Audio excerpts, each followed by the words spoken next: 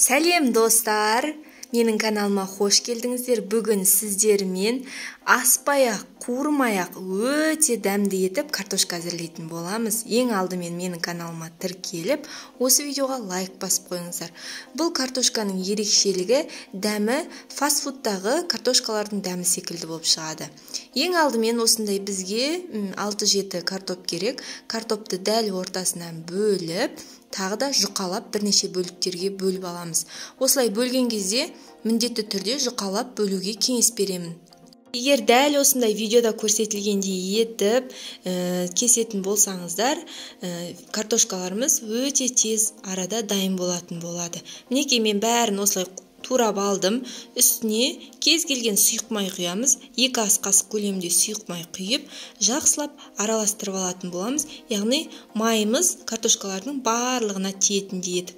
Одан кейін үйде дайындаған осындай сухарикилерді блендерде езіп алатын боламыз. Егер сіздерде сухарики болмаса, панировочный дайын сухариді пайдалануға болады. Одан кейін картошкамыздың көлеміне қарай тұз, қара бұрыш, одан кейін паприка салатын боламыз. Паприка 1 ас қасық көлемінде салдым, және барлығын жақсылап араластырып алатын боламыз. Келесі кезекте дайын болған дәмдеуіштерімізді картопқа салатын боламыз. Мен басында бір бөлігін салып алып, жақсылап араластырып алдым. Осылай жақсылап араласып болғаннан кейін, келесіде қалған дәмдеуіштерді салып, екінші рет салып, тағы да араластырдым. Сіздер де солай жасап көріңіздер достар, өте оңай, сіздерге де дайындап көруге кеңес беремін. Одан кейін пергамент қағазға осылай арасын ашық-ашық етіп тізіп шығамыз. Егер сіздерде пергамент қағаз жоқ болса, противенді майлап алып пісірсеңіздер болады. Мінекей енді 40 минутқа пешімізге салып аламыз. 180 градуста дайын болады. Одан кейін осы картошкаға арналған соусты әзірлейміз. Ол үшін бізге ұсақ етіп туралған чеснок және ұсақ етіп туралған маринатталған қияр керек. Осы ұсақ етіп туралған маринатталған қияр мен чеснокты тереңдеу ыдысқа салып, 2 ас қасық көлемінде сметана және 1 ас қасық көлемінде майонез салып, жақсылап соусты әзірлеп алатын боламыз. Бұл соус өте дәмді. Достар, сіздерге де кез келген тағамға ұсынуға болады. Сіздерге де жасап көруге кеңес беремін.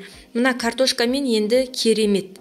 Картошканы кез келген тағамның гарнирі ретінде ұсынсаңыздар да болады. Балалар сүйіп жейді. Майға қуырылмаған бір жақсысы.